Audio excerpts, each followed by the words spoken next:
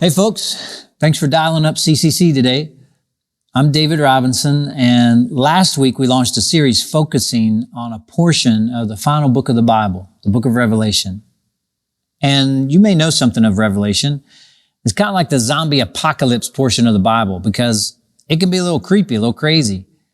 There are battle scenes and creatures and monsters and lakes of fire, and the whole world's at stake. It's pretty crazy at first glance. Revelation, it's this grand vision that comes from God to a man named John, the Apostle John, who's on an island all by himself. He's been exiled to an island called Patmos. And the book of Revelation, it was written at the end of the first century, around 90 AD. It was at a time when the church was in great danger and Christians were facing terrible, terrible persecution. The Roman Emperor Domitian, he was killing anyone who was calling Jesus Lord instead of him. And John writes this letter to remind Christians and churches that there is a victory to come.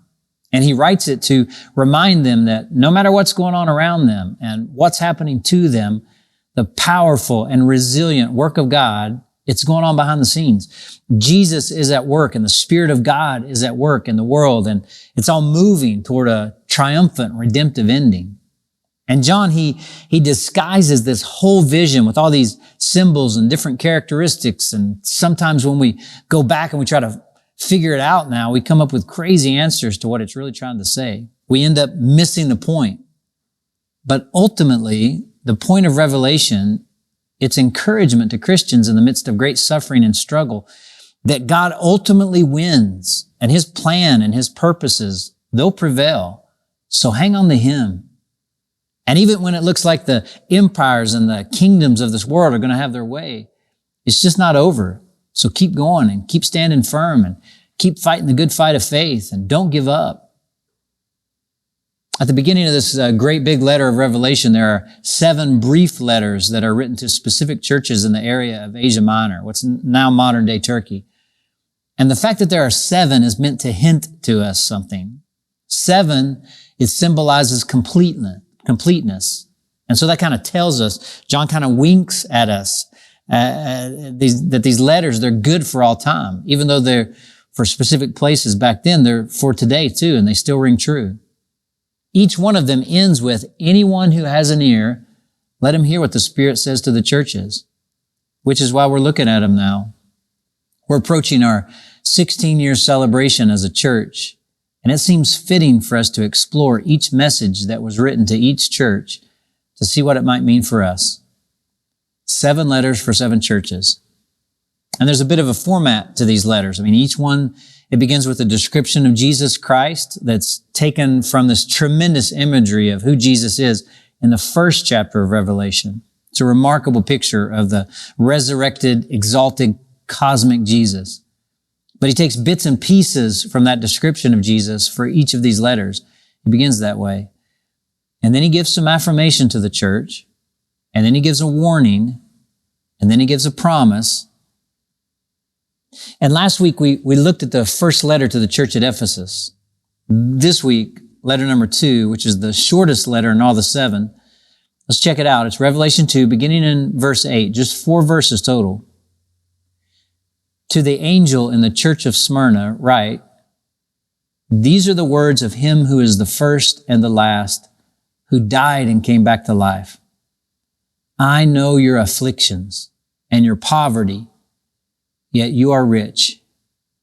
I know the slander of those who say they are Jews and are not, but are a synagogue of Satan. Don't be afraid of what you're about to suffer. I tell you, the devil will put some of you in prison to test you, and you will suffer persecution for 10 days. Be faithful, even to the point of death, and I will give you the crown of life. He who has an ear, let him hear what the Spirit says to the churches. He who overcomes will not be hurt at all by the second death. Of all the 7 cities that Jesus mentions in these letters, only Smyrna is still around today. It's the modern city of Izmir in Turkey. Smyrna, in its day, was this exceptionally beautiful city. It was about 40 miles straight north of Ephesus. It was picturesque with its sloping cliffs up to the city where beautiful buildings were built around the slopes of Mount Pagus. It was so impressive with its skyline that it was referred to around the world at that time as the crown of Smyrna. You may want to hang on to that one. It was known throughout the whole Roman Empire as the crown jewel city and one of the most gorgeous places on the planet to live. In fact, it was the model city of the Roman Empire, and they were very proud of themselves. On their coins was an ancient inscription that said, Smyrna, first of Asia in beauty and size. And practically no other city in Asia Minor held as much allegiance to Rome. As early as 195 BC, Smyrna saw the rising star potential of the Roman Empire, and they put their lot in with them. They built a temple where Romans could come and do their polytheistic worship, which, polytheism is just the idea of many, many gods. And that's what the Romans were into. So Smyrna developed this temple where Romans could come to beautiful Smyrna and have a spiritual retreat. Just pick any god you want to in Smyrna. Here a god, there a god, everywhere a god. So it was no surprise when Rome called up Smyrna and said, hey, we want you to build a temple in honor of the emperor so that people can come and everyone can worship the deity of our emperor. And Smyrna obliged. They did just that. They became the center of the cult of emperor worship in the Roman Empire. And this obsessive allegiance of the people of Smyrna, well, it became pretty deadly for Christians. Anything the emperor hated, the people of Smyrna hated too. And emperors like Nero and Domitian, Christians were at the top of their hit list. Anyone swearing allegiance to anybody else other than the emperor, they were seen as a threat and they were to be snuffed out. So nowhere in the first century was it more dangerous to be a Christian than in the crowned jewel city of Smyrna, first in beauty and size. Now, notice how Jesus starts the letter. Look again at what he says there. These are the words of him who is what? First. Him who is first. He's saying, I hear that Smyrna likes to think of itself as first in beauty and size, first of Asia. But listen, I'm the first of Asia. I'm the first of Africa. I'm the first of the Roman Empire and everywhere else. In fact, Jesus says, I spoke every continent into existence. I'm first in beauty and size. I'm just first. Always have been, always will be. And what's more, I'm the last. I'm the inescapable one, the judge of the living and the dead. And I've come to tell you, I know what you're going through.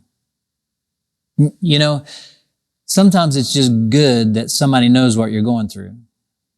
And Jesus says, I know what you're going through. I know your afflictions. I have two older brothers, and when we were growing up, we would play a lot of football. Sometimes, maybe if it was the winter or it was too cold outside or something, we'd end up playing football inside the house. And we broke so many light fixtures and lamps and window panes down through the years that eventually we played what became known as slow motion football. It was really, really goofy when I think back on it. But we would literally was slow motion. It's just stupid, all right? But my brothers, Tim and Jamie, were not just older than me, but they were bigger than me too. And when we would play slow motion football, most of the time, I'd get creamed. I got this old picture of us just to give you a feel for it all. But they would eventually get the upper hand and take me down and essentially end up on top of me, sitting on me sometimes. It was like a couple of boulders resting on me. It's probably where the phrase dumber than a rock came from.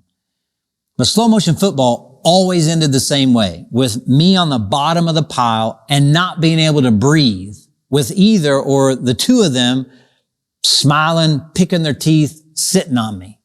I'd say, get off me, get off me, get off me. I can't breathe. And that's how it would end.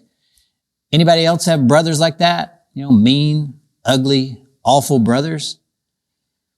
Well, this word for affliction is not a word for like a sporadic sharp pain. It's the word of being crushed under the weight of a boulder. It's the enduring, relentless, squeeze the breath out of you kind of pressure. And Jesus says, I know that every day for you in Smyrna there, you Christians in Smyrna at this church, life is extremely hard simply because you love me and choose to follow me. You know, maybe you think nobody knows the pain I'm going through, but you'd be wrong. He knows. Jesus knows. Or you think nobody knows how miserable this feels, but you're wrong. He knows. Nobody knows how broken my heart is. Nobody knows how much this hurts. Nobody knows how empty I feel, how lonely I am. But you're wrong because he knows. He really, really knows. And he cares. He's been through it all, man. He is the first and last. He is the one who's with you even now, and he will be forever. So he tells these people, I know your afflictions. And he says, I know your poverty too. Jesus says, I know that you have nothing. I know that many of you are destitute. I know that many of you are jobless. And I know it's not fair either. It's because you follow me. They're discriminating against you because you're a Christian. Most merchants won't sell to you, or they charge you exorbitant prices that you can't afford. I know that against the sparkling backdrop of wealth and splendor in your great city, you're being forced to live in horrendous conditions simply because you love me. I know your poverty, he says. And then he adds, yet you are rich. He says, never, ever forget just how rich you are. You've got this kind of treasure that lasts forever that no one can take away from you. You're spiritually rich because you have the promise of life after death. Because of me, I was dead and I came back to life. Then he says, I also know the slander that's coming your way. I mean, evidently the Roman government had some allies in the form of what Jesus calls in this letter here, some Jews. And he's not talking about a nationality, but he's talking about a group of people who were calling themselves descendants of Abraham, children of the one true God. But by their actions, they more closely resemble what Jesus refers to here as a synagogue of Satan. How would you like to have that label? Synagogue of Satan. Jesus is saying to these people in Smyrna, I know what they're saying about you, and I know who they are, that though they might try to identify with me, they're not with me. So don't be afraid. Don't be misled.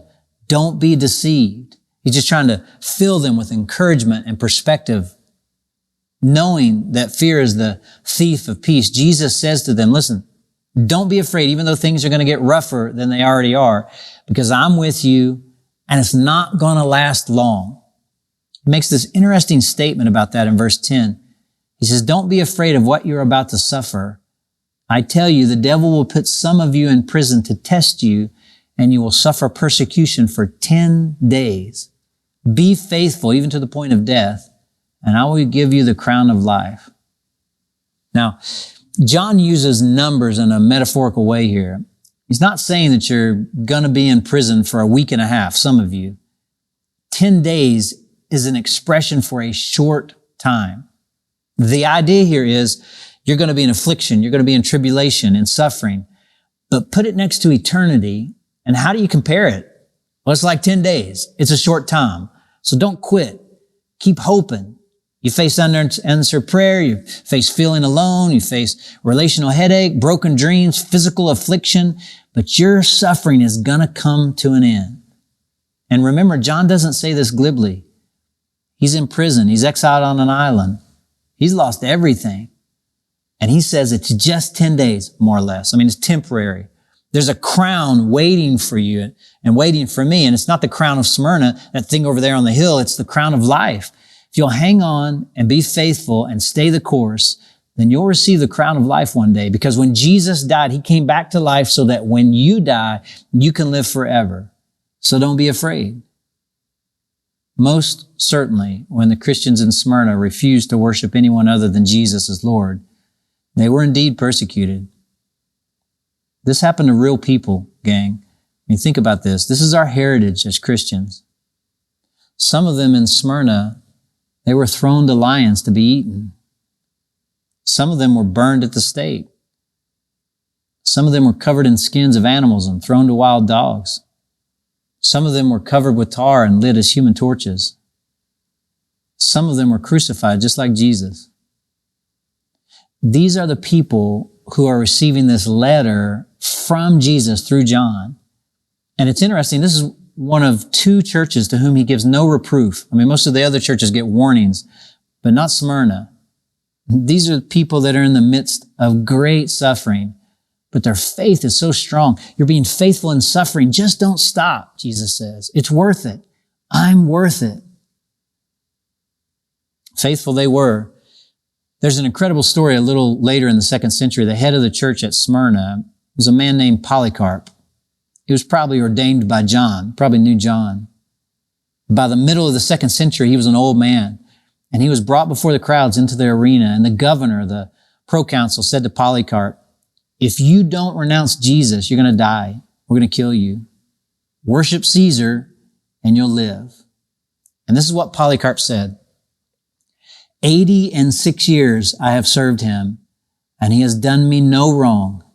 How can I turn my back on my king who has saved me? You threaten me with a fire that burns for a time and is quickly quenched. I will not denounce Jesus. So what are you waiting for? Come, do what you will. And they did. I mean, he was killed. He was burned alive. And I can't imagine that. You probably can't either. You know, of all the 7 letters written here in Revelation to 7 churches, this is probably the one we have the hardest time relating to, this church in Smyrna. Because we're not persecuted here in our country. I mean, the other parts of the world are, but we're free to worship openly here in the United States. We're free to gather and declare Jesus is Lord with no threat of our life. We're kind of on the other side of this. I mean, did you know that the original Constitution of Maryland said you couldn't hold an office in government unless you were a Christian? It was really true. I mean, it doesn't say that anymore, of course, but it started out that way. In our country, we're on the other side of this, which means it's hard for us to wrap our minds around this letter to Smyrna. We could actually use some persecution. I mean, I'm not wishing for it. Don't get me wrong. But persecution has a way of purifying. It has a way of reordering what's ultimately important to you. I mean, can you imagine it for a moment? Let's say the state of Maryland declared that you couldn't get any sort of assistance from the state unless you were a member of CCC. You know what would happen? Our numbers would go way up. Our attendance, our membership would go way up. I'm not sure our devotion would be that strong, though. I'm not sure our commitment would be that stable. If the state of Maryland declared that you'd lose your job if you were a part of CCC, or, I don't know, maybe your state taxes would double if you were a member of CCC, you know what would happen? Our numbers would go way down. But for those who stuck around, you know they'd be fully on board, fully in, fully committed. Because persecution has a way of purifying. Now, we're on the other side of this. I think a lot of us, truth be told, a lot of us were kind of ashamed or embarrassed to be labeled or known as a Christian. I mean, the Christians in the 1st century Smyrna, they're trying to make it through another day as a Christian, just trying to survive. We're often trying to figure out how to fly under the radar at work and not be known as a Christian. I mean, they were hoping not to get killed that day. We're hoping not to be discovered at school as someone who goes to church because, I don't know, we're afraid we'll get labeled as somebody who, is foolish or believes in myths or fairy tales. They were hoping not to be fed by lions for their faith. We're trying not to get our neighbor to think we're weird if we invited them to church. I mean, maybe the way we identify closest to the Christians at Smyrna is when it comes to the slander against them. In a lot of circles, in a lot of places in our culture, people say all sorts of goofy things about Christians. We've kind of become a caricature, and some of that's been earned down through the years. But man, it can push us towards not wanting to identify with being a Christian. You got to have some thick skin if you're going to be openly a Christian, because some folks just put us in a camp, usually with some odd, extreme corner on a spectrum. Now, we don't face physical harm, but we can taste a bit of the slander talked about here. One of the things I'm asking everybody to do throughout this series is use it as a chance to assess your own spiritual condition. And when I read this second letter from Jesus to the church at Smyrna, I think, how devoted am I? What am I willing to give up and sacrifice for my relationship with Jesus Christ? What's my commitment level to the Lord? I mean, do I have some measure of the same tenacity and boldness and spiritual grit that these 1st century Christians had to have? And it makes me think of our church. It makes me think of you. How devoted are you? What's it take for you to say, I'm out? At what price do you give up and check out of faith? Like if your prayer isn't answered in the way and the time you want it answered, then I'm out. If a person you love dies, I'm out. If I'm ridiculed, I'm out. If everyone around me is checking out, well, then I'm out too. If it gets difficult to gather for worship and teaching and communion and fellowship, well, I'm out. When it gets hard or inconvenient, I'm out. I mean, where do you draw the line where you say, I'm out? Is it with your politics or your reputation or your sex life or your money? Like, don't ask me to give, hands off my money. Don't ask me to invite somebody. Where's our spiritual grit? I read this letter to Smyrna and I'm almost embarrassed. What do you think they'd say to us if they showed up here today, these first century Christians being persecuted and afflicted? I think they'd first off probably say, you can worship openly? Are you kidding me? You can sing and worship Jesus as Lord freely? Good night. What's the problem? I also think they'd say, it's worth it. I mean, don't quit. Whatever you're going through, keep going. Don't give up. You can make it. You're not alone. You're surrounded by those who have gone before you and are cheering you on, and you're led fully by Jesus Christ, the Alpha, the Omega, the first, the last, the one who died and has come back to life.